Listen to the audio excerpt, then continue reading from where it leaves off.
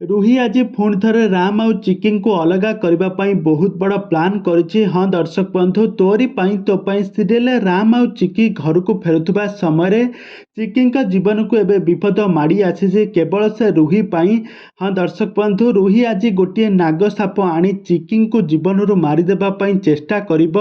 रुही कहिब मु जेते कही कही मो कथा तो कहीं तो तमें माने शुणिल नहीं, किंतु ना से राम मोर हैला ना ए चिकी ए घर बाहरला, तमें माने समस्ते किछि भी करि परिबो नाही।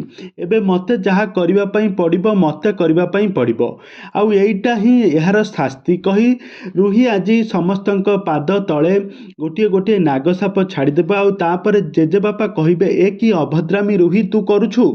आउ तापर रुही किछि न शुणी आउ सेठारे जाई रुही समस्तंक पाद तले गोटे गोटे नागसाप छाड़देबो एवं रुही जाई सीधा सड़क जाई चिकी को टाणी आनी सेठारे पेलीदेव से नागसाप आड़क। आउ यहाँ पर चिकी हाथ को सही नागसाप चोट मारिदेव। आउ तापर चिकी से विश्व ज्वालारे छटपट हेउथिबे। तेबे दर्शक बंधु, एबे चिकी को एबे किए बंचाइब, चिकी एबे कौन मृत्युवरण करिवे ना ए संपर्क में आग को कहानी रे एबे कौन आसब नुआ ट्विस्ट, आपण मानकर मतामत निहाती भावे कमेंट बॉक्स रे कमेंट करंतु। तो रुहींकर एमिति दिन को दिन गोटे पर गोटे प्लान देखिए राम एबे कौन रुही को एबे कौन घर बाहर करदेबे कि ना चिकी अवस्था एबे कौन हेबो, ना आगे चिकी को नहीं हॉस्पिटल जिबे।